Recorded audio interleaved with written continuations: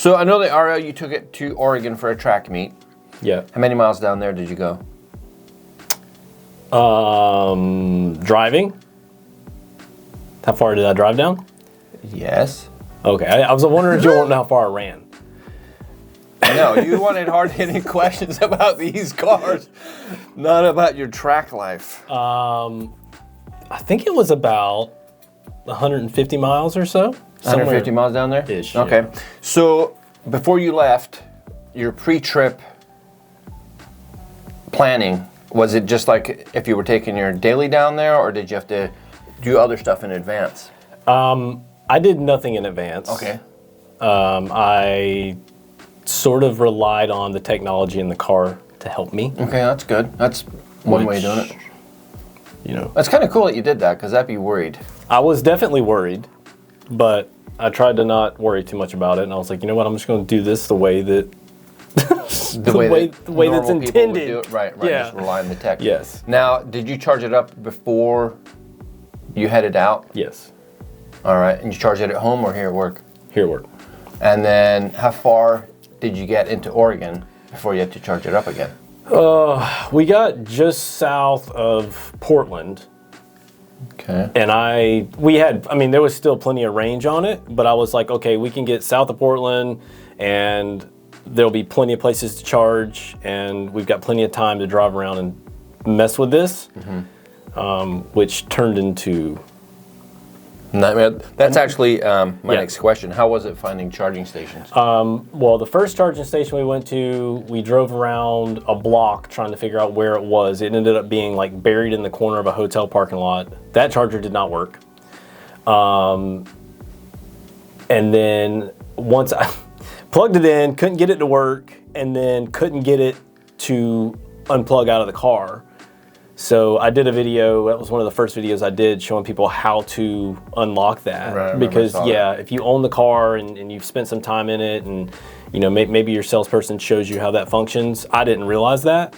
Apparently a lot of people on the internet don't realize that, because I found a lot of search results for that. So stressed out about that, and then we went to another charge station that was supposed to be a fast charger for everything. It ended up being just a Tesla charger. And then finally we wound up driving like 10 miles out of that town to another town to a library, and then we were good to go, which was nice. And this is on the way down there. Yeah. So we spent probably an extra hour trying to figure out the charging situation. So I would, if you're traveling, try to sort that out ahead of time, maybe, but... Is there anything you think you could have done that would have alleviated the finding a charging station? I don't think so. I think that one of the things, so infrastructure-wise, I think, because we've had the issue here, where if our charger gets messed up out front, never does it fail that we start getting negative reviews online from customers saying that our charger doesn't work, because when they look on their nav, it tells them to come here, that we have a fast charger. And our fast charger's down. And there was a time when our charger was down for a while. Like, it was down for a couple months, I feel like. And the thing when you searched online did not tell you that it was down. So people would come here, they'd get off the interstate, fly in here really quick, and this was when chargers were a little bit more scarce. And I mean, now there's chargers at all these dealerships here in this auto mall, just about. Right. So. All right, so last one for the Ariya, the tech that's in that vehicle. Is it overwhelming or is it awesome? In the Platinum, I will say it was overwhelming. And awesome, I think.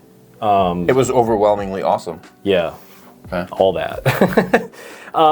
Yeah, I will say that I really do like the Platinum E-Force. It's fast, I think it's quick. The technology is like anything and everything you could want. I mean, it'll drive itself.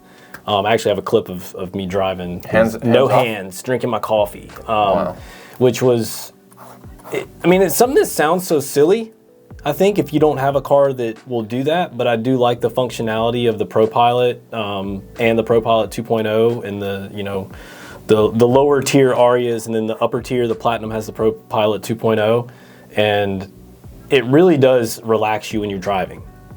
Because you have your hands off? Well, not to have the hands off, because it does steering assist. Speed control is like, it'll regulate itself. Like if you're speeding up, slowing down, if you're in town driving 20 miles per hour, you can set the cruise 25 miles per hour. And if you come up to a stoplight, it'll stop itself behind the car in front of you. And then you can tell it that when that car goes to follow, and it'll follow. So it's like you're sitting at a stoplight, you can do all that, and then just kind of like you can essentially relax a little bit. You don't have to. It's amazing like how much you don't realize that you just like pay attention to everything. Foot on the brake pedal, the brake assist I love.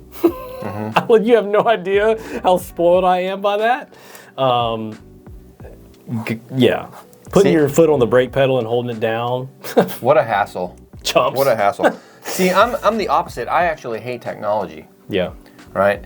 And there's a commercial, I think it's for Chevy, and there's these people that are driving along in this electric car, or whatever it is, but it's got hands-free steering, and they're just sitting there clapping. I'm like, this is why they came up with that technology? Like, so people can just clap along to a song? I didn't, I used the ProPilot 2.0 when I went to Oregon very briefly, just to like experience it.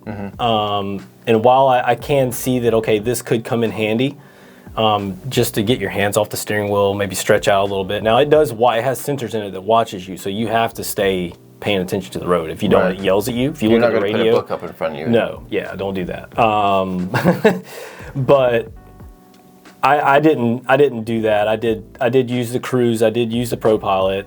I did have the steering assist on, which is basically it will correct you if you start to get out of your lane, if you start drifting, something like that, and which I like that. I thought that was kind of cool. And that sensor that reads your face, it's to prevent you from falling asleep too, right? And like it'll vibrate or something. So it has alerts in the car, and it will.